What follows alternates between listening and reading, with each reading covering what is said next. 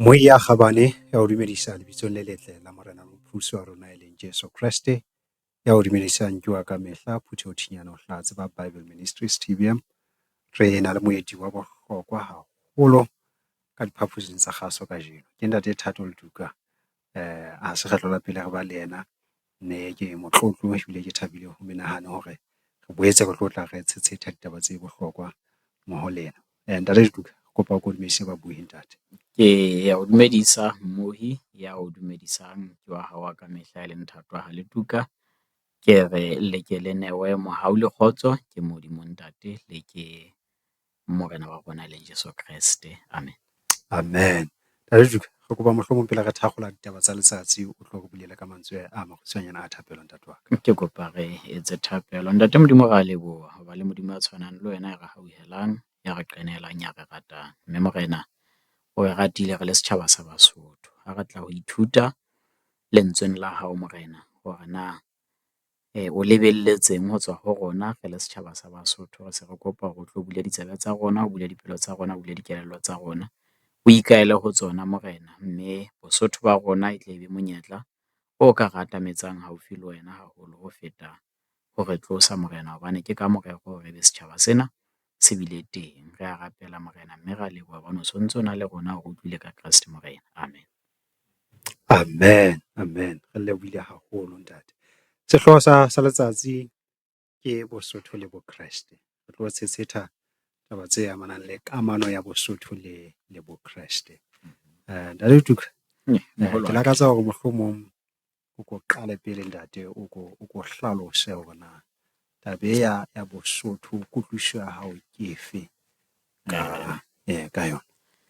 Wa tseba taba ena ya Bosotho, jwalo ka ha ho tsebahala hore hona le setjhaba se hothweng ke Basotho seo re leng karolo ya sona. Re a tseba hore setjhaba sa Basotho ke setjhaba se ileng sa kopanngwa kapa sa thehwa ke Morena Moshoeshoe.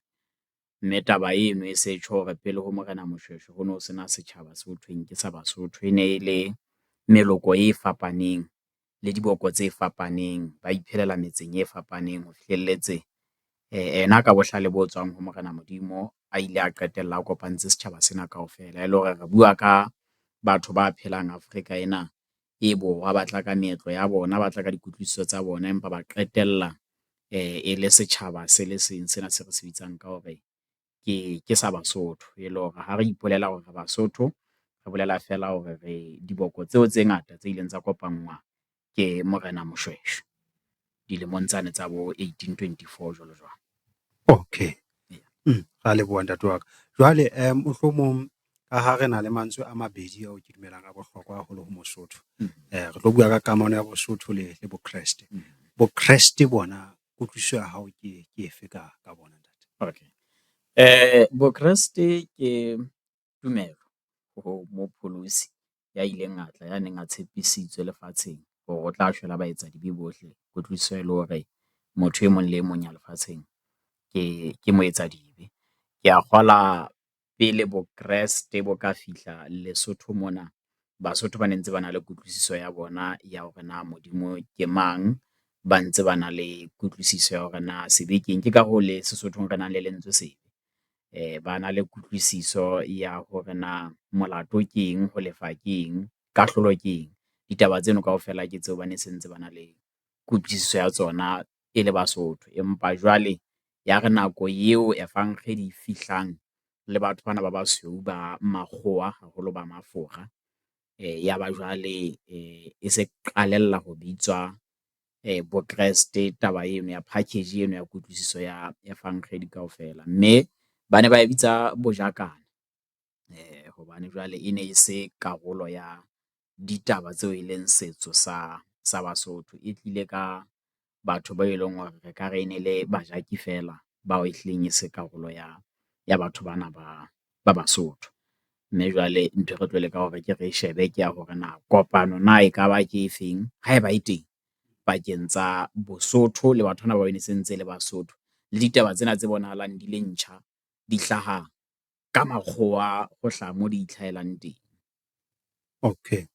Jwale Bokreste bo ntate bo hlaha ho kae, bo kolla ho kae?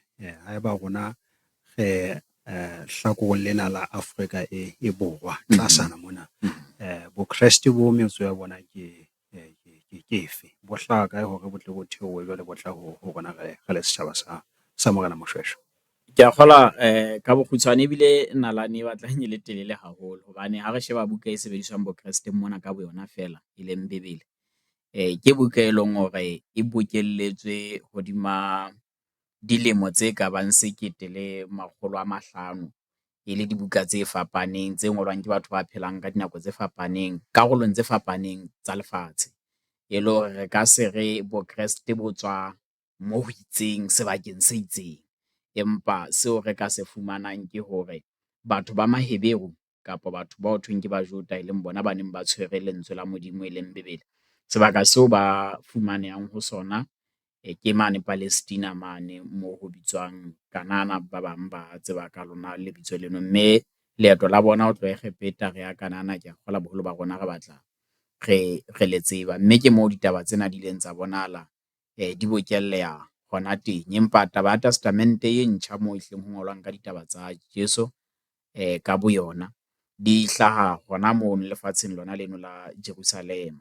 Empa jwale ka ha batho bana e ne ntse le re ka re ke koloni, ke a kgola re tla utlwisisa betere hobane le rona re le Basotho re le ra ba koloni ya Britain ya ba re buswa ke naha e nngwe.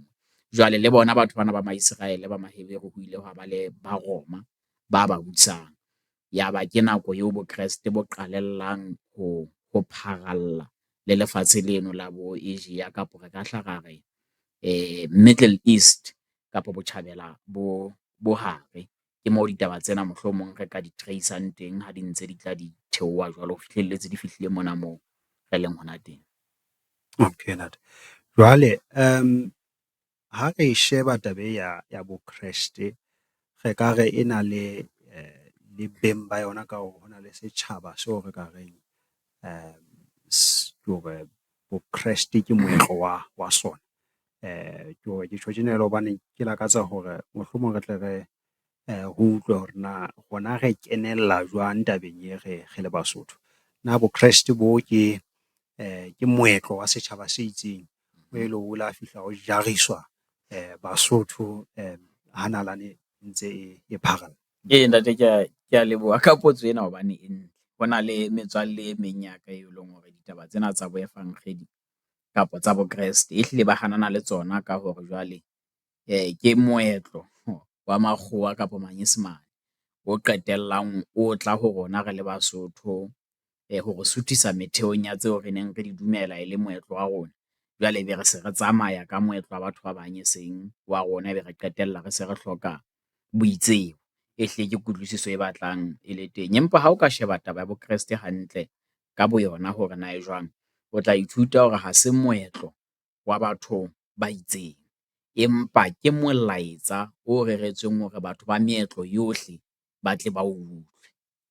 Hore ke nahana ha re ka bona bo Kreste ka tsela eno, re tla kgona hore re tle re hlalohanye pakeng tsa boitsebo ba rona le Bosotho ba rona le ditlwaelo tsa rona le meetlo ya rona le molaetsa ona o phuthetsweng ka hara sekgele sa bo Kreste le molaetsa wa efankgedi. Ke ntho e fapaneng ho le haholo le taba ya moetlo kapa boitsebo ba motho ka bo mong. Ha hona setjhaba seo ka thweng sena jwale ke setjhaba sa ba Kreste hobane empa e le molaetsa fela o fihlang setjhabeng se itseng. Okay, ntate. Jwale bo Kreste bo ntate a ko hlorefe mohlomong ditshiya tsa tumelo ena ya bo Kreste.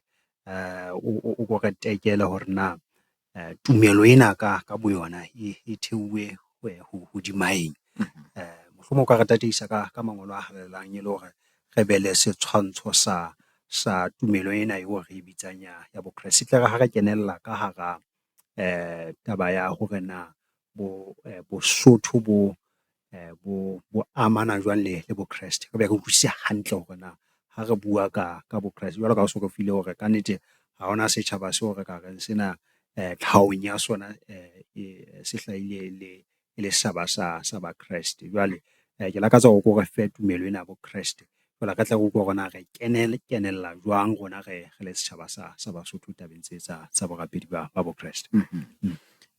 Ka bokgutshwanyane ntate boithutong ba ka ke le motho ke a kgola le baithuti ba bang ba Bebele ba tla ithuta hore mokotaba wa Bebele ke tla nne ke referele Bebeleng haholo hobane jwale ke yona e tshwereng dikateng tsohle tsa tumelo e re ka e bitsang ya bo Kreste.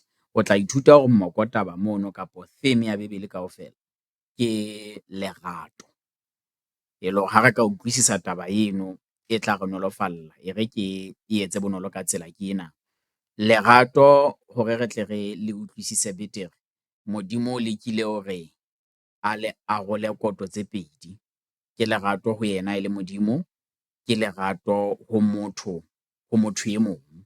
E leng ona molao wane o re tla ha ro akaretsa re rata wa heno jwalo ka ha o ithata. E ntse e le hona ho thophotetsa kutlwisiso e tshwanang ya lerato. Modimo o fihla a arola melao ena ya hae e le 10. Ya pele e mene o tla ithuta ha o bala Exodus 20 hore e amana le kamano ya motho le Modimo. Mme nako eo ena e mene ya pele e lokileng pakeng tsa motho le Modimo. Ho se ba bobebe hore yane e tsheletseng le yona e tseba e tle e latele. Empa ka bomadimabe re le batho ba bopuweng ke Modimo ka setshwantsho sa Modimo, re ile ra tlola melao eno ya hae. Yaba ha re sa phela ka lona lerato leo a neng a re balletse hore re phele ka lona. Ka lebaka leno yaba ntho eo thweng ke sebe e ya kena hobane lengolong la Johane wa pele kgaolo ke ya 3 temana ya 4 e re sebe ke tlolo ya molao. Mme molao ka kakaretso ya ona jwalo ka Jesu a thulo ke lerato. E le hore bophelo bono ba lerato re le ra iphumana re se re arohane le bona. Mme jwale ha ele mona se re arohane le bophelo ba lerato ke moo re boneng lefu le hlaha, ke moo re boneng ho hlokofala ho hlaya. Dintho tsohle tse bohloko tse sehloho re qadile ho di bona ka morao ho sebe. Mme qetellong ya letsatsi ke moo Morena Modimo e leng yena enwa e re tlotseng melao ya hae ya lerato a romellang mora wa hae. Hobane Johane kgaolo ya 3 temana 16 e reng hobane Modimo o ratile lefatshe hakalo hoo o ileng wa nehelana ka mora wa ona. E le hore o batla hore kgutlisetsa kae? Hona motheong wane wa lerato le melaong ya Modimo. Hobane kannete ha eba o rata ngwaneno e le kannete ha hona ho mo utswetsa, ha eba o rata ngwaneno ha hona ho mo etseletsa ka leshano le melao e meng eo re ka buang ka yona kaofela. Ke ka hoo ke re kannete ha se nnete hore bo Kreste bo ruta hore molao wa Modimo o fedile hobane molao ono ke ona o senolang semelo sa Morena Modimo. Jwale motheo wa bo Kreste ehlile o hona molaong mono. Molao ha o so robuwe, motho o lokelwa ke lefu empa Modimo o hlahisa mohau wa hae hore moetsadibe a tshwarelwe. Moetsadibe ha a tshwarelwa o kgutlisetswa hona molaong mane e leng motheong. Mme o tla ithuta hore batho ba se ba tlotse molao wa Modimo, Modimo o na tla romela baprofeta e le hore baprofeta ba nne ba kgutlisetse batho ho kae? Molaong ona wane wa Morena Modimo. E le hore ka kakaretso ha re bua ka tumelo ya sekreste, re tla re theohe hodima molao le boprofeta. Mme taba e nngwe re ka e bontshang ke ya hore hona le sera se ileng sa eka batho ba pele tshimolohong e leng Adama le Eva. Sera seno ke diabolosi. Mme o tla ithuta hore hara dintho tseo a leng kgahlanong le tsona ka hare ho Bebele, a tseba ha kgahlanong le mohau wa Modimo hakalo. Ha se hangata o ka fumanang ho thwe diabolosi o na lwantsha mohau wa Modimo. O tla ithuta hore o dula lwantsha molao wa Modimo le boprofeta ka tsela e tshwanang hobane jwale baprofeta ba leka hore ba kgutlisetse batho kae? Hona molaong o tshwanang. Mme molao oo keng? Ke lerato. Mme yena ha batle lerato moo le leng hona teng. Ke ka hoo ntho enngwe le enngwe e amanang le molao a tla etsa bonnete ba hore wa e tlosa, wa e fedisa. Jwale ha re kena tabeng ena ya hore na Bosotho jwale bona bo kena kae ditabeng tse re seng re buile ka tsona ha re bontsha hore metheo ya bo Kreste jwalo ka re se re bontshitse ke molao, e leng molao ona o ileng wa fanwa, wa tlolwa le hore na jwale ha o so o tlotswe penalty ya ona na ke efe? Ha ele mona penalty le yona e se lokela hore e tswe, ke mang ya ileng a kena bakeng sa moetsadibe hore a pholowe jwale a boela a kgutlele kae? Hona molaong wane. Ditaba tseno kaofela tseo re buang ka tsona re tla ithuta hore le setjhabeng sa Basotho e sale le ditaba tse teng. Modimo ha ka ba a re lahla hohang re le setjhaba sa Basotho hona ditabeng tseno. Ke a kgolwa ke tlo leka hore ke hlahise mehlalanyana e fokolang fela e tla e bontsha e le kannete hore Basotho e sale le tjhaba se ratilweng ke Modimo. Mme ditshiya tsena tseo ho thweng ke tsa bo Kreste tsa lerato e sale di le teng ka hare ho Basotho.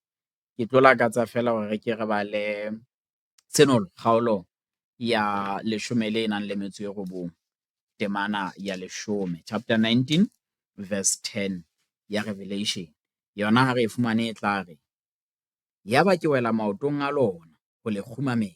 Mona Johanne o bua ka lenyoloi. Empa la re ho nna o se ke wa etsa hoo, hobane ke molekane wa hao wa tshebetso le wa bana beno ba nang le bopaki ba Jesu. Kgumamela Modimo, hobane bopaki ba Jesu ke moya wa boprofeta. E le hore taba ena e tlo kgutlela tabeng yane re le ra bua ka yona hore setjhaba se ratilweng ke Modimo, seo Modimo a batlang hore se tle se kgutlele ho yena. Modimo ha a ka etse letho jwalo ka buka ya Amos e bontsha, a sa ka senola merero ya hae ho bahlanka ba hae ba profeta. Mme taba e ke tlo leka hore ke e bontshe ke ya hore Basotho ba ne ba na le moya o tshwanang wa boprofeta o ntseng o tswa ho Modimo. Ho sa tsotelle tsebo eo re ka reng ba ne ba sena yona ileng ya fihla ka di-missionary, le pele di-missionary di fihla, Modimo o na sa ntsa ile a itshenola ho bona ka ditsela tse fapaneng. E le hore taba ya hore ditshiya kapa di-principle tsa bokreste di fihlile ka makgowa, ke taba e re tlo ithuta yona hore ha se nnete. Le ka hare ho metheo hantle ya setjhaba sena sa Basotho, le dintho tse ntseng hore Basotho ba qetelle ba kopane le setjhaba se le seng tjena, ke yona metheo eno ya bokreste. Le ha re bua ka bokreste, ho soka mpo ha fapana lebitso leno fela bokreste, empa ditshiya tsona re tla ithuta hore di ntse di batla di tshwana. Ha leboha moholo wa ka. Jwale ke hore e nngwe ya ntho tse teng ka hara tumelo ya bokreste ke hore re beha tshepo ya rona ho Kreste ya hlabetsweng dibe tsa rona. Jwale ke potso e motho e mong a tle ka yona hore na hore ho shwa ho re ama jwang rona re le Basotho, hobane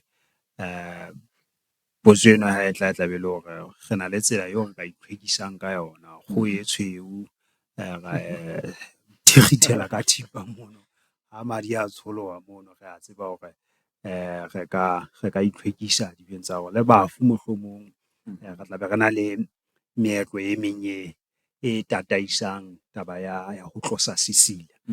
Mofu ha sa le teng mono, ho na le tsela a feletswang ka yona, ho na le tsela o tla ho tloswa kgutsana ka yona.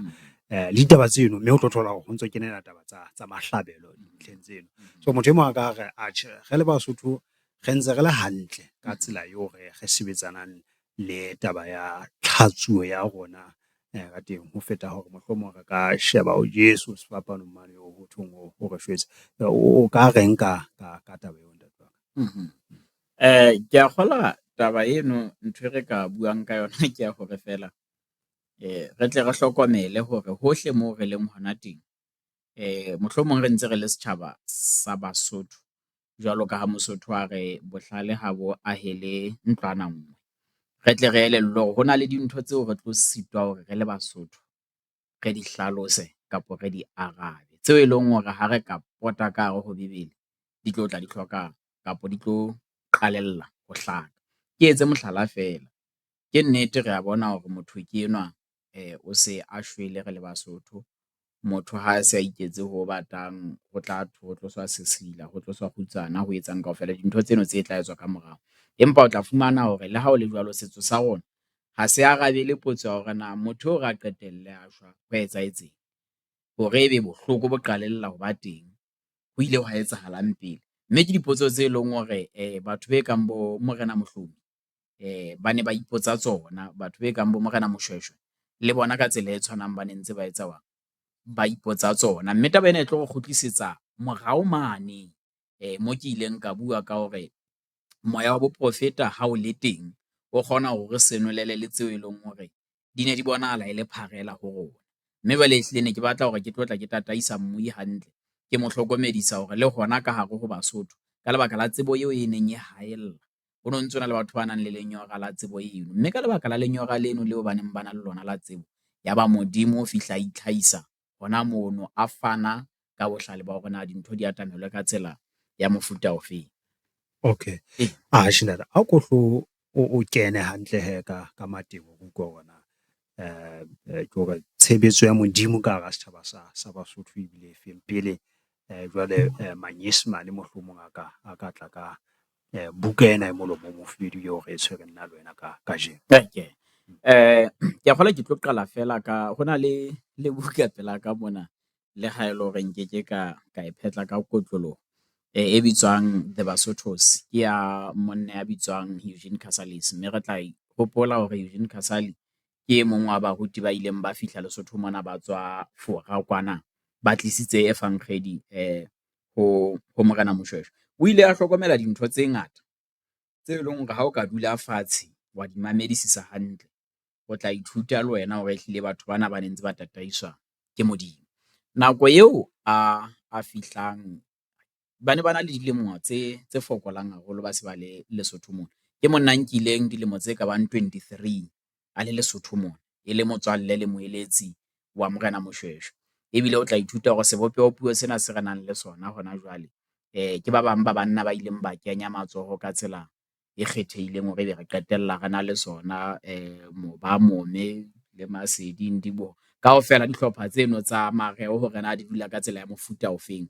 Ke bona batho ba neng ba re thusa, mme ke ne ke batla ho bua taba ena fela ke re tle re hlokomele hore ke batho ba neng ba ikitlaelleditse ho tseba Sesotho le hore na Basotho ke batho ba itshwereng ka tsela ya mofuta ofeng, puo ya bona e jwang. Jwale nako eo ba seng ba le teng ba tlisitse efankgedi, ho na le taba e nngwe ke tlo tla ke e bala mona, ke a kgola ke tla leka ho e fetola ka pele fela. Ba bua ka selemo sena sa 1851. E ne se le ha ba fihlile 1833 ka nna ba ene le dilemo tse isang mashomeng a bo mabedi kapa 15 ho isa mono ba se ba le teng. Ba re hona le mosadi ya neng a bitswa Kwena Difula, ya ne ntse a le monyanyana haholo ka nako tseno, e ka nna ba e ne ntse le morwetsana a Duala Molora. Ba ne ba lebelletse ntwa, ditaba tsena kaofela ke mpa fela ke di akaretsa di hlaha leqepheng la 287 hona bukeng yona eo.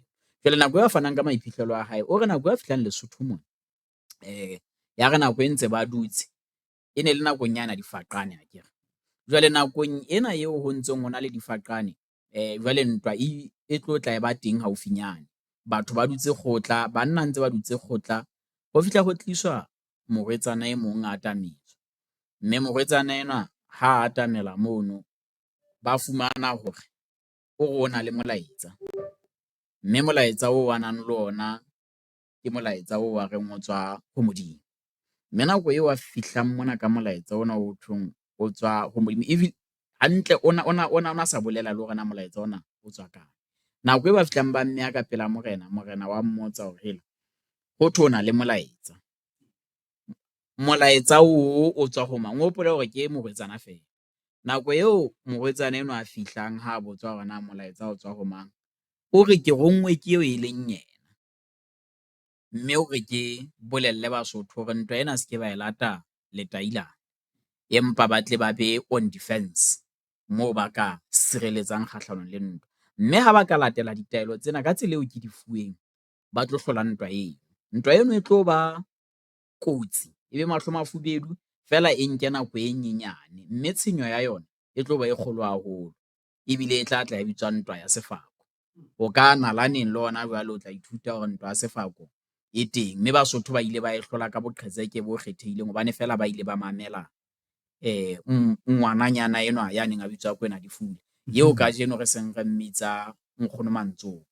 Mme ditaba tsena ke tse leng hore batho bana ba ne ba di makalletse. Jwale e nkgutlisetsa hona ka hare ho Bebele ka mona, kgaolong ya 3 ya Exodus.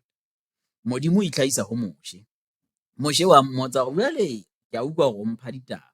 Ha ke fihla bathong bale, ke le hore ke mang ya itseng balopolo ya setjhaba se sa Israel. O re eo e leng yena, I am that I am, ke yena ya o rommeng.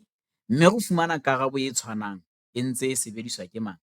Ke yena mosadi enwa Kwena Difula, eo leng hore ho makaleng ha ba ruti hore motho enwa ha a tsebe letho, ebile ha se Mokreste, ha bala Bebele, o fihla a hlaha ka ditaba tsena tse tjena ba di beha tekong, mme ntwa ya fela ya etsa ya ba ka lehlakoreng la bona. Ke ne ke leka ho bontsha fela hore Modimo e sale a ntsana le mokgwa hore a etse a bue le setjhaba sa hae. Ke tlo etsa mohlala hape o mong wa ho qetela pele re kgutlela potsong yane ya hao. Ka moprofeta a bitswang Mohlomi. Yena ke a kgola re tla fumana ditaba tsa hae haholo bukeng ena e bitswang The History of the Basotho Land, ya motho ya bitswang Ellen Berger. Ditaba tseno tsa hae di hlaha leqepheng la 90.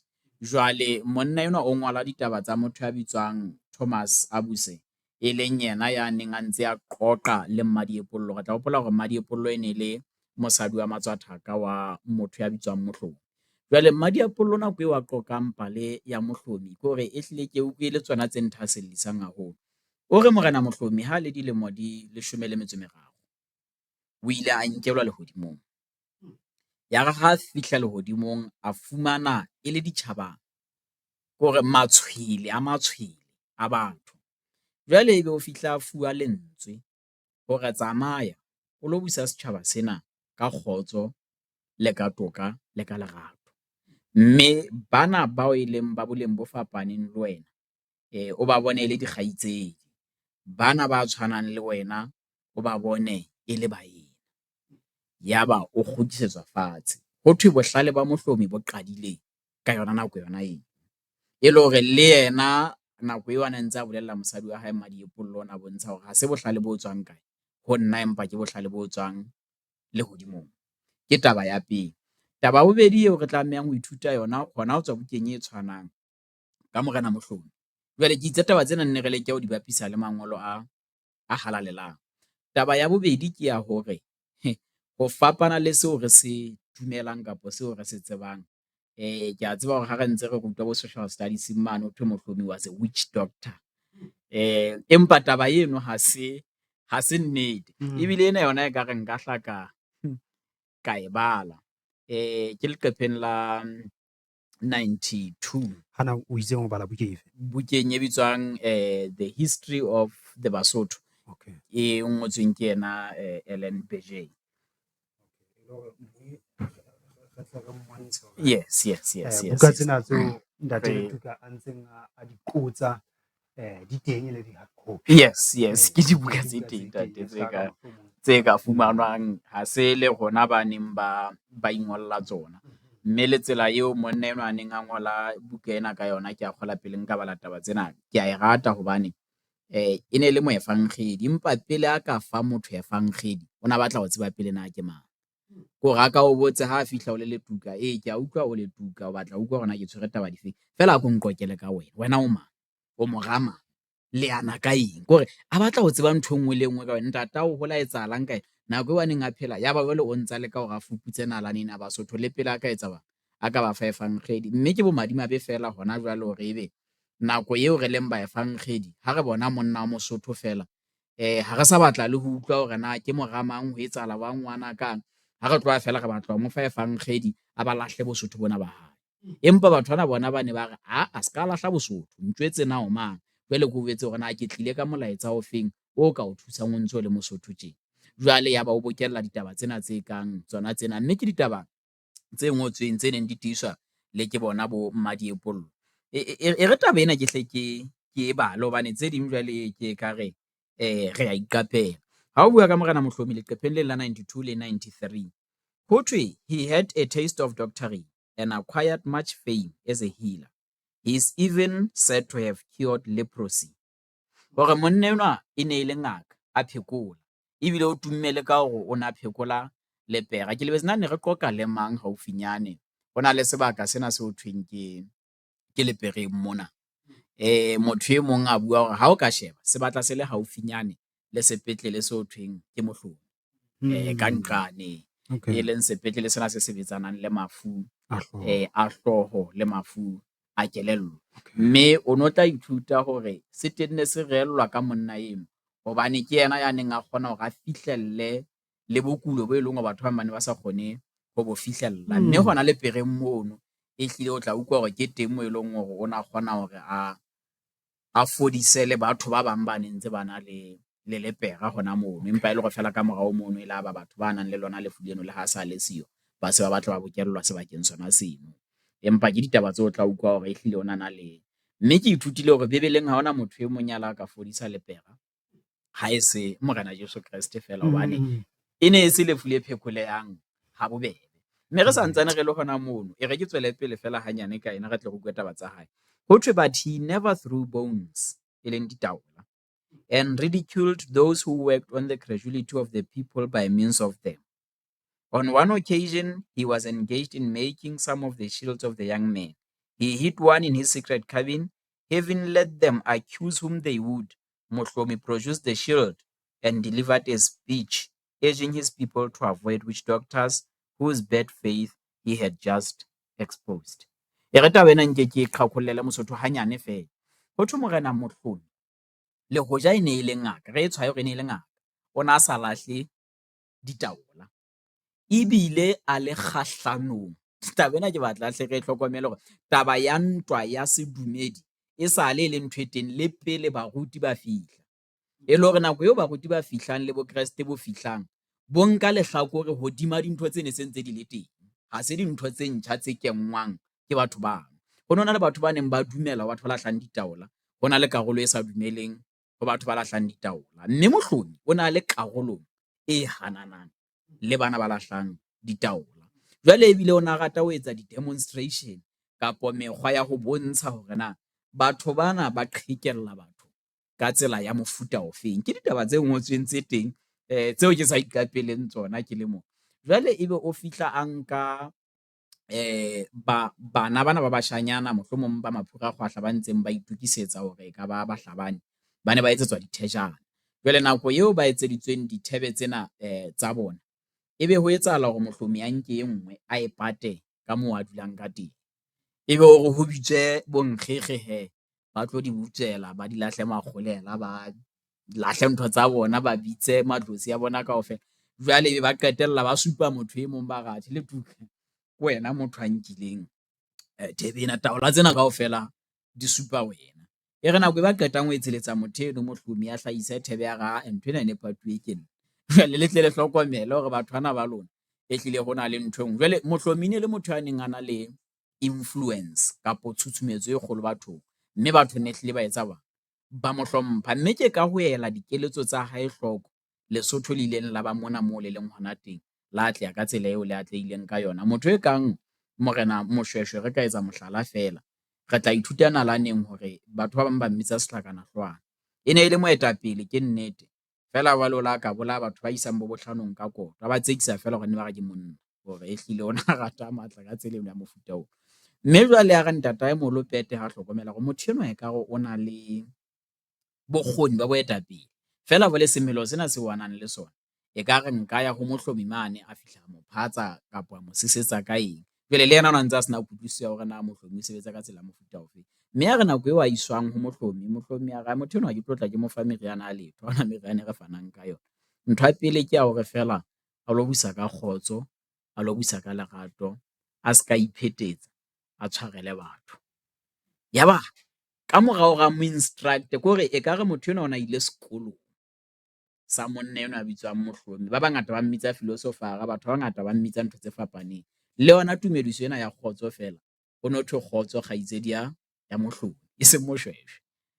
E qetelletse ba ya Moshweshwe hobane jwale Moshweshwe e ne le a scholar sekolong sa mang, sa monna a bitswang Mohlomi, ya nkileng bohlale kae, lehodimong, ya neng a le kgahlanong le batho ba feng, ba ditaola, empa a na le matla a ho etsa a ho fodisa, ebile le moprofeta hape. Mme taba o qetelle ke batlang hore ke tle ke e hlahise ke hore motho ya bitswang Mohlomi o ile a fana ka, ntle le taba eno fela ya hore na Morena Moshweshwe a buise jwang, ho thwe constitution ya pele ya Lesotho e fanwe ke monna a bitswang Mohlomi, a efa Moshweshwe.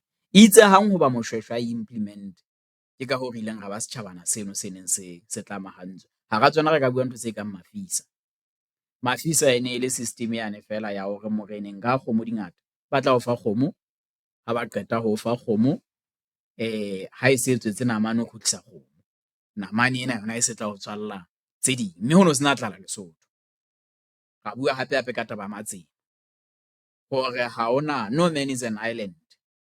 Ha ona motho ya tla itjara, e mong le e mong haeba o na le tshimo, ke na le terekere, re etsa seahlolo, re lema mmoho. Haeba re batho ba motse onana, ha re ya tshimong ya mang mang, re a e homela. Ka tsela eno ho no sena motho ya lapang hohang.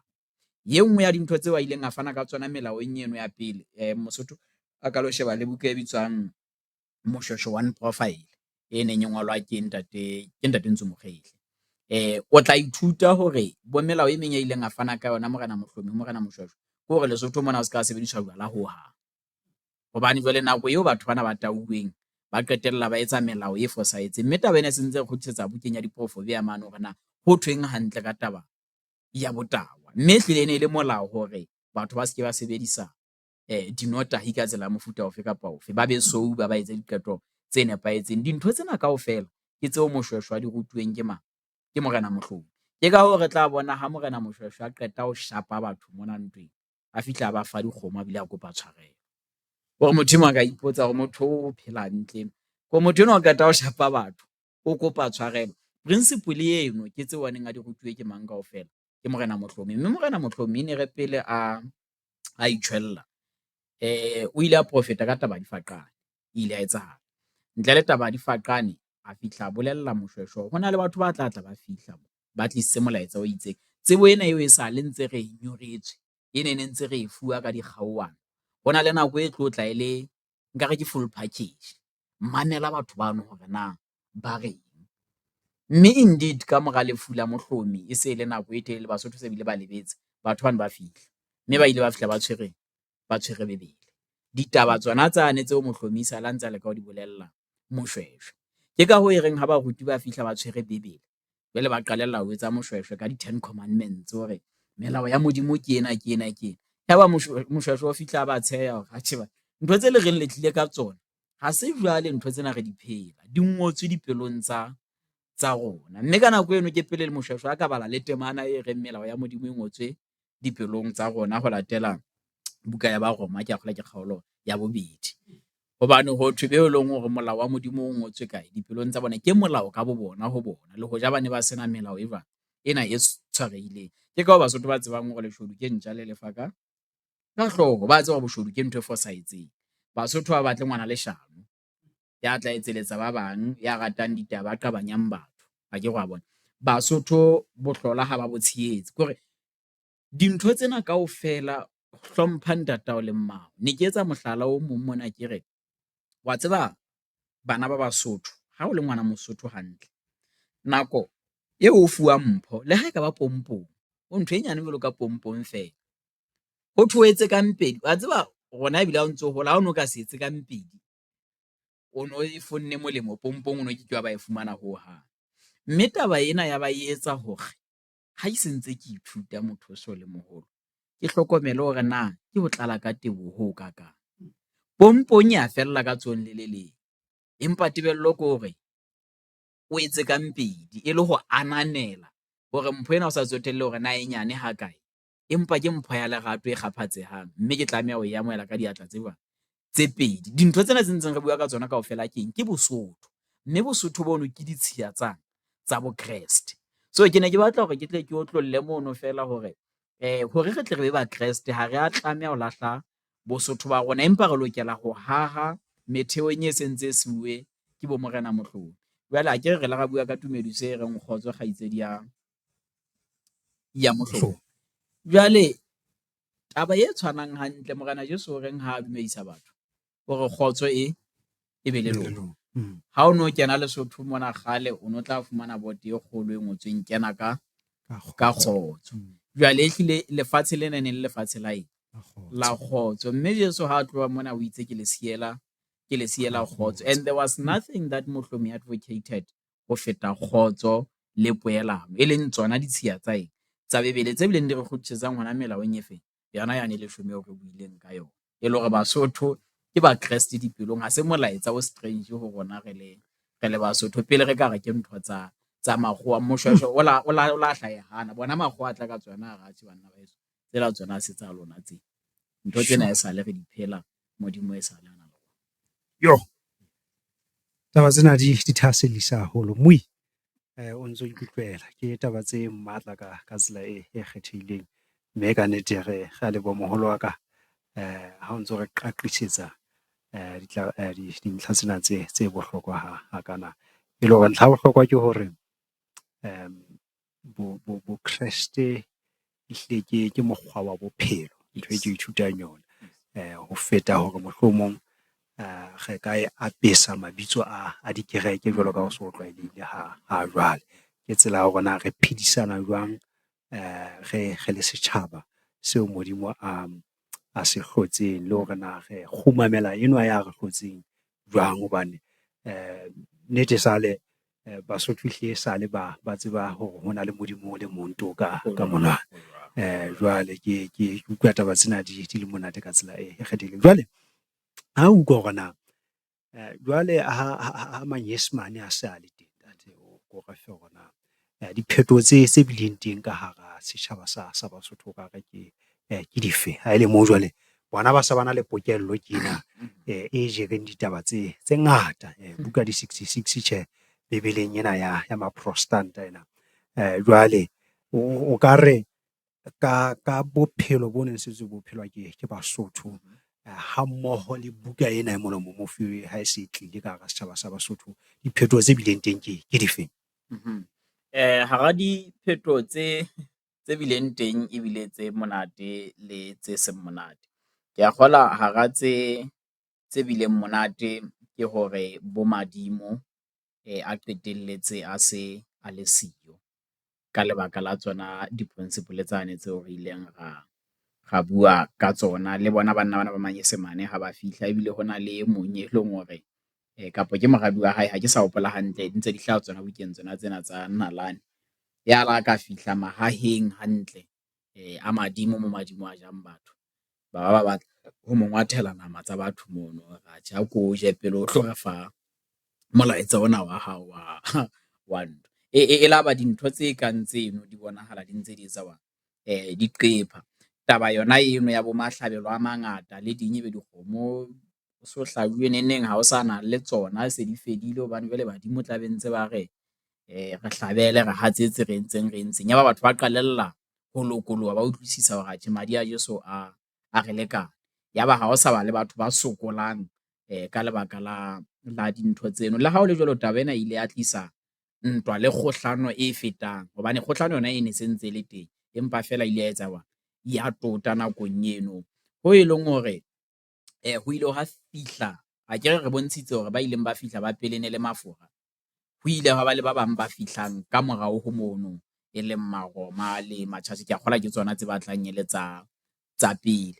Mme hara dintho tse ileng tsa hlaha ke hore bo lefung la Morena Moshweshwe o shwele a sa kolobetswa, hobane kgankgolo ya hae e ne le hore atjhe, ke a utlwa hore le tla ka ditaba tse hantle tse se ile re ile ra qoqa ka tsona, feela haeba le baruti le le tjena, ke lebelletse hore le nkolobetse le le tjena haeba le bua ntho e le nngwe. Mme haeba le tlo sitwa ho nkolobetsa le le tjena, ke hore hle le ntlohele, hobane jwale ha nka kolobetswa, setjhaba sena sa ka se tlotla se arohana ka lebaka leo, ntle le hore le njwetse hore na le ile la arohana ka le dikereke. That was the missing information. Hara tsena tsohle tse Moshweshwe a ithutile tsona, no sona tse ngata tseo a di tsebang, feela jwale e ne sa hlaka ke ya hore na le dikereke le ntse le ipitsa ba Kreste, mo le ileng la arohana ke hokae? Mme ke potso e leng hore Mosotho jwalo ka Moshweshwe o tlameha nna ipotse yona letsatsing lena, le pele a ka kolobetswa a ipotse hobaneng di arohane, ke ya ho efeng ha ele hantle hona tjena. Mme ba qetelletse ba sitwa mo fa karabo e hlakileng, mme o la ba itjhwella a so kolobetswe, empa e le mo Kreste pelong, ke hore yena e ne le mo Kreste a hlakileng. A ba fana ka keletso le pele a shwa hore bara ba marena ekare ba ka se nke lehlakore ha o tluwa ditabeng tsa tumelo, kapa ba ka se bontshe lehlakore la bona pepenene, ka lebaka la hore puso ha e ka kopana le kereke, bothata bo tlo tla bo ba boholo moo. Motho ha e le morena o tlameha a sebeletse setjhaba ho sa tsotelle hore na motho ke lesolomane, ke mo Kreste, ke mo Katoliki, ke mofora, ke mosabata, ke ho sa tsotellehe. Morena yena o tlameha hore a etse a ska ba iphumana nkile lehlakore ka tsela ya mofuta ofe kapa ofe, o leka ho kopanya dintho tsena tse pedi. A ba bolela hore mohlang le kopanya ntho tsena tse pedi, ke nako eo Lesotho le yang timelong. Mme ka bomadimabe ke tsona dintho tseo re qetelletseng re fihla ho tsona tsena tsa hore ebe some of the missionaries ba ile ba susumetsa haholo hore matlo a borena a qetellang ka lehlakore, empa ba sa ithuta ka botebo hore na ditaba tsena na di hlaha ho kae ho tswa morao. So ke tsa tse ding tsa di-implication tseo re ntseng re na le tsona hona jwale ever since gospel kapo molaetsa ona bo Kreste o fihla naheng ena. Okay. Ra leboha moholo wa ka. Ha nke ke utlwe tjhe ka maiphihlelo a hao le diphuputsong tseo o seng o di entse ho fihlella hakana.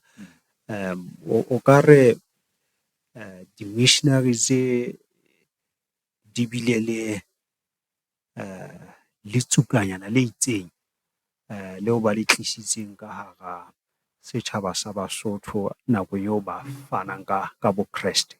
Ke hore ba tlisa ditlwaelo tse leng hore mohlomong di hlaha meetlong ya bona ho feta hore di itshetlehile ka Bebeleng. Ho jwalo. Re ka etsa mohlala ka ena e ke e ratang haholo ya ntho e bitswang white wedding. Ke dumela hore white wedding, tjhe, e se le nna tumelo ya ka ke le motho.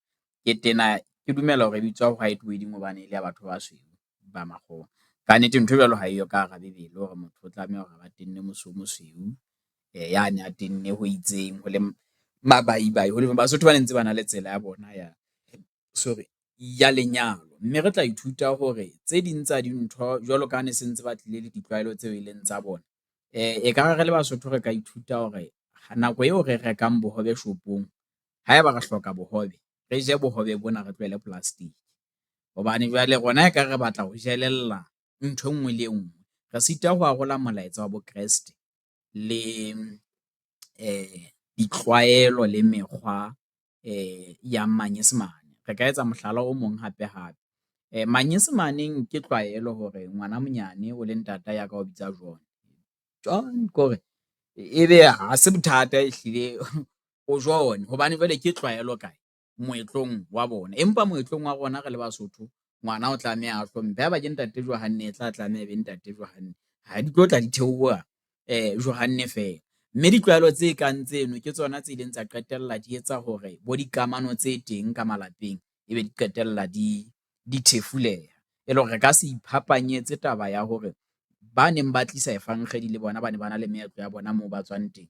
Mme se le ho rona re le Basotho hore re leke ho arola meetlo ena ya bona le meetlo ya rona le ho ehlileng e leng molaetsa. Hobane molaetsa ona o lokela hore o tsamaye le ho e sentse le moetlo wa rona. Moo e bang moetlo wa rona o ka hanana ka kotloloho le seo mangolo a se bolelang, jwalo ka ha mohlomi a bontshitse hore lesedi lena e hlile le tlisitswe ho rona, ke teng moo re ka behellang ka thoko. Empa tse sa hananeng le moetlo wa rona, ekare re ka tshwara ho tsona, ra tiisa ho tsona hobane ke tsona tse re fang value ya rona re le Basotho. Mohlomong ka mehlala e bobebe fela, ebe ke efe mekgwa eo re leng Basotho re ka tswang tse re tshwere e sa kgahlaneng le bo Kreste. E fokolang fela mohlomong bakeng sa mmui lapeng mane a tla ikutlwela hore na ebe ke dintho di feng tseo re ke keng ra di nena hobane fela re di hlaha setsong sa Basotho. Hara tsona ke taba ya bodisa. Ha tswelopele ntse e tswela pele, re qetella se re bona mesebetsi e kang ya bo badisana e le mesebetsi e isehang. Empa o tla ithuta hore Modimo e sale a sebetsa ka badisana hobane ke bona batho ba bonahalang ba na le kutlwisiso e phethahetseng ya hore na Modimo o sebetsa ka tsela efeng. Morena Tafita pele ba morena o la tlameha ye dinkung. Monna a bitswang Moshe pele a ntsha setjhaba sa Israel Egepeta o la tlameha hore a ye dinkung. Motho a bitswang ke sa re ke Amos o ile a latwa a hlaha dinkung. Kore taba eno ya bodisa ho tseba diphoofolo ho phela bophelo bono ba hae e bonahala ena le kgahlamelo e ntle semoyeng sa rona ho feta ha re balehela mabalane mona kaofela. Mme ke dintho tse leng hore ka Bebeleng di ntse di hlaotsa dithuta hore bana ba Modimo ba ne ba batla ba phela dithabeng e seng ditoropong. Mme ke tsela eo Basotho ba neng ba etsa ba phela ka yona. Hona nalaneng yona ena batho bana ba bontsha hore nakong ya pele batho ba neng ba qeta ho fumana efankgedi ba ne ba sa etse nthwena e tlwaelehileng ka hore ke backsliding kapa ho kgutlela morao ka lebaka fela la tsela eo ba neng ba phela ka yona. Mohlala fela batho bana ba ne ba ka emela noka e tletse dibeke ene ka nako eno ba lapile le ho lapa fela ba le noka ena ha e sa sake ba tla dula mono moo ba leng teng ho fihlelletse e sakile ba tsebe hore batswe ntho tse kang tseno ne di ba ruta mamello a ke wa e bona taba ya ho lema temo modimo o itse re etse bang re tshware motho o tla phela ka mofufutso wa phatla ya hae. Ditshiya tseno ke ditshiya tsa bokreste. Ditshiya tseno ke tse teng Bosothong. Empa jwale hona jwale ho so hlahella eka ekare motho ha e le sehwai kapa a sebetsa ka temo. O sa kgelleha fatshe tjena. Ke hore le bana ba sekolo ha o mmotsa hore na o batla ho bang ha o hola. O tla utlwa hore ba bua ntho tse hirwang kaofela. I want to be a teacher, I want to be a nurse, I want to be pilot. Batho bana ba ntse utlwa hore ke batho bana kaofela ba lo hirwa, ba lebelletse ho hirwa ke motho a itseng. Ha se hangata ngwana a ka reng I want to be a farmer. Ebile ha e le hantle ha re ntse re tla re hola e ne tla re ha ntse re botswa re le bana sekolong hore na wena motswadi wa hao o sebetsa ebe mo tla ba ntse a bolela no nna motswadi wa ka ke teacher, nna ke doctor, motswadi wa ka ke haeba motswadi wa hao a sa sebetse batla oh he's a farmer kore kutlwisiso ya bona ke ya hore fela atjhe ehlile ha o le sehwai ranku di kae ehlile ha ona thuso ha ke wa bona. Ke mona mo re qetellang e le hore boitsebo ba rona re le Basotho le di-value tse neng di re etsa hore ebe re batho beo re leng bona ya ba re se re di nyahlatsa kore ke utlwa bohloko ha e leng hore ntho ha e etswa ka tsela e mpe ho thwe etswa Sesotho hore hai ke mona Mosotho fela tjena o ikarabella Sesotho fela moroho ha o pheuwe mono wa tseba ha o ka thophiwe Sesotho ha ona oli ha o monate ho hang. Mme ya ba dintho tse kang tseno kaofela ke tsona tse qetellang di etsa hore re shebe Bosotho ba rona ka leihlo le jwang le fosahetseng ya ba re lahlehelwa ke boitsebo, mme ha re lahlehelwa ke boitsebo le bona bokreste bona se bo sa etse sense. Re tlo sitwa hore re arole ho e leng molaetsa le culture yane ya batho bano hobane jwale rona re sentse re sena boitsebo bo e leng ba rona. Re etse mohlala o mong fela hore motho ha e le monga hao mohlomong a o kgodisa o tlo mmitsa kgowa la hao kore taba ena e sentse re makgowa ke batho ba jwang ba batlang ba le superior ba le ka hodimo le ditshwantsho tse mona tse hlahe ra di tseba tsa bo Morena Jesu le ding kaofela ya ba jwale re sitwa hore le botho ba rona re bo appreciate as if ditemana tse buang ka bona ha diyo ka mona hobane le bona mahebi bona re tla ithuta hore ne le batho ba batsho mmoho le yena Jesu eno le ha e le topic ya tsatsi le leng. Empa ke batla ho bontsha fela hore Bosotho ba rona re tlameha ho ikotla sefuba ka bona le ditshiya tseno tse re etsang hore re be Basotho re se ke be ra ba ra di nyahlatsa ha fela di sa hananeleng le mangolo. Mme motho a ntsa re bokreste ke ntho ya makgowa e seng ya batho ba batsho o fositse haholo fela e seng hanyenyane hobane le mo bo thomeyang teng e ntse e le bathong ba batsho empa ha e tla ba topic ya tsatsi le leng. Ano taba tsena di thaselisa haholo moholo wa ka ke hore o so tshwere nngwe e le hore jwalo ka ha o tshwe tla hloka re ke re le nako ya yona ke re nampholle ka matla a maholo. Nako ya rona e se re sile haholo moholo wa ka mme ke tlo lakatsa hore mohlomong nke ke qetelle ka potso ke ena hore ho motho ya nang le maikutlo a ga no Bebele ena ke ntho ya makgowa re tlohelleng re le Basotho re iphelela ka tsela ya rona. Ke mabaka afe mohlomong a mabedi a ka sehlohlolong o ka fanang ka ona a reselang maikutlo a hore Bebele ke buka ya makgowa e tlisitseng hore tsela e ntjha ya bophelo ho setjhaba sa Basotho. Ke ke tlo adima mantswe a mang a monna e mong wa Mosotho fela a hlahang ho yona bukeng ena ya Eugene Casale ya The Basothos.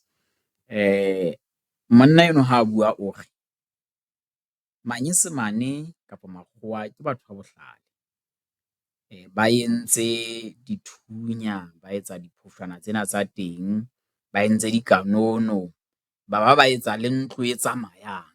Na bua ka koloi ehlile ke batho ba bohlale empa ha ke dumele ba bile bohlale ho lekana hore ba ka iketsetsa Bebele. Monna enwa e ne se mokreste e ne le motho fela ya buang hore na ena o di bona jwang ha utlwa bohlale bo Bebele e ngotsweng ka bona eo nka qeto ya hore atjhe ena yona ha ya iketsetswa ke batho bana. Ke a kgola taba eo ke tla leka hore ke hle ke toboketse ke ya hore Bebele tsela eo e tla ngolwa ka yona le batho bao e neng e le marena ba neng ba le baholo jwalo ka bo Dafita Dibe tsa bona di pepesitswe ka moo. Empa nalaneng tse tlwaelehileng, dintho tse jwalo tsa marena ha di pepeswe jwalo. Ke ho bontsha hore lentswe lena ke la mang? Ke la Modimo, ke taba ya pele. Ya bobedi ke ya hore motho e mong le e mong ya la ka bala buka ena e molomo mofubedu, bophelo ba hae jwang kapo jwang bo a fetoha. Ke hore o ka di bala dibuka tsa mefuta, feela ha hona buka e tsebang ho suwa semelo jwalo ka Bebele. Ke a kgolwa taba eno ke ne ke batla hore ntle le hore re ye nalaneng ya hore ha ya ngolwa ke makgowa, e fihlile ho bona e se le phetolelo. Ke hore ka boyona feela ditaba tsa teng ha o di bala, di tlameha di bue le wena, di o fetole. Mme ha hona bohlale ba ngwana motho bo neng bo ka hlahisa taba e tjena. Hangata batho ba e hanang ke ba sa e balang le ho e bala, le ba sa e baleng hohang. Empa Mosotho ha ka itjwetsa feela hore ha o re nke ke dule fatshe, ke manolle nke ke bale taba tsena. Mme o tla ithuta hore tsela eo e ngotsweng ka yona ehlile e tshwana hantle le tsela eo Basotho ba phelang ka yona. Ho tla bua ka bo teselo, ho tla bua ka dilopotsiye, ho tla bua ka dintho tseo Basotho e sale ba phela ka tsona. O tla bona Bosotho ka hara Bebele ka moo. Bona taba tsa bo Esau le bo Jakobo. E mong o ne a disa, e mong a lema, e mong a etsang, e mong a etsa. Ke hore o tla utlwa hore ke bophelo ba Basotho. Ho bua ka taba tsa naheng feela, dintho tsena kaofela. Mme taba eno ya ho nahana hore makgowa e ne se batho ba phelang ntho ena e tjena le nalaneng feela. Mme taba eno e sentse e tjho hore e tlo sitwa hore ebe buka ya manyesemane. Mo ilapeng moo hohle moo o shebelletseng kgaso ena o le hona teng, wa ikutlwela taba tsena hore na di eme ka tsela e jwang. Ke lakatsa hore re tle re be le karolo ya bobedi nakong e tlang ha morena re file sebaka, hobane hle taba tsena di tibile, mme ke dumela hore di a re ama re le Basotho. Ho na le dintlha tse ngata tse ka amang taba ya rona ya dijo, tsela eo re seng re ja ka yona. Mohlomong re ke re shebe hore na Basotho kgale bana ba e ja jwang. Taba ya moaparo kajeno, hore o tlo thwe Mokreste ya hlomphehang, mohlomong ya haufinyana le Modimo o tlameha o akgele sutu, o tlameha tahi. Ke dintlha tseo, ke ya lenyalo e tsitsintse hanyane hore o ntse le hore kajeno hore motho o tlo thwe mohlomong o nyetse ka tsela e hlononofetseng, o tla akgela e mesweu jwale motho ke hore ka tsela eno ehle re nka o le haufi haholo le Morena Modimo. Jwale re tla kenela le tsona tabeng tseno nakong e tlang ha morena a re file sebaka, le taba ya thuto feela hore na ha jwale dikolo tse seng di teng, thuto eo re e fumanang ke ya mofuta ofe, e re etsa banna le basadi ba nahanang ka tsela e jwang, tsamaiso ya naha le yona ka tsela e tshwanang. Mme re lebohile ho menahane Ntate Tuka ka dintlha tsena tseo re fileng tsona. Mohlomong mantswe a ho qetela e ka ba afe ho mo ilapeng mo? Ke a kgolwa mantswe a ho qetela ke ya hore feela pele o ka hlahisa maikutlo ho eng kapo eng, ho bohlokwa ho ithuta yona. Ke hore pele o hlahisa maikutlo ka Bebele, a ko ithute yona. Pele o hlahisa maikutlo ka bo Kreste, ntho ena ya lona e tlile le makgowa le, a ko nke nako o ko ithute yona feela, o ko utlwe hore na hantle ho ntso thweng moo. Mme ke nahana ke yona ntho e tla etsa hore re elellwe hore taba tsena ebile di haufinyane le ho feta ho rona re le Basotho, ho feta hore di ka ba hole. Mme taba eno e tla re bontsha hore kannete bophelo ba rona bo ba bobebe ebile bo ba monate ha re itshetlehile haholo ka ditaba tsena. Mme jwalo ka Morena Moshweshwe re tla paka boholo ba Modimo ditabeng tsona tsena. Jwalo ka Morena Mohlomi re tla tataisetsa ba bang hona molaetseng ona o tshwanang. Ke bua ka banna bano hobane ke banna ba baholo haholo ka hare ho naha ena ya rona bao re ka shebang ho bona. Mohlala o mong ke mohlabani e moholo wa Morena Moshweshwe ya bitswang Makonyane. O ile a kolobetswa le yena a qetella a fuwe lebitso la Joshua. Mme mapaki a bona a teng ka mono hore na Morena Jesu Kreste o ile a fetola maphelo a bona ka tsela ya mofuta ofeng. Nka hopola hore motho enwa ke Mohlabane, ne le Stetimi, ke hore a le lebelo e le batho bana bo ka reng ba ka hodimo-dimo. Jwale a tseba le nalane, o na tseba le dipuo tse fapaneng hobane e ne le Lezizi e le Letebele. Mme ke yena ana tla fetola le dipuo nako eo Moshweshwe a lokelang ho kopana le bo batho ba ba mehlobo e meng ka thoko ka kwanana. He was a high profile person. Empa o fumana hore itse nako eo a utlwang molaetsa wa efang kgedi, a utlwa hore atjhe le nna ke a metsing, ke a ikokobetsa taba tsena ke di utlwa hantle. Jwale ke re na Basotho ba baholo jwalo ka bano, bo Mohlomi, bo Moshweshwe, ha ba ne ba tshehetsa ditaba tsena tsa Bebele, ebe nna le wena ba sa tsebeng le ha e se le banna, se re utlwa eka re ka di hana fela jwalo fela re soka re ipha nako ya hore re ithute tsona. Ke ka ho mo pesa le matla re tlo wena o itatswetse ho morena, jwale o tlo utlwe hore na ditaba tseno na di jwang. Mme ka nnete ke paki le nna hore atjhe ha re ka itatswetsa re tla fumana re shebile dintho ka tsela e fapaneng, mme mmui ya hlonolofatsa. Man, re leboha ho menahano. Modimo wa boko ka tsela e kgethehileng.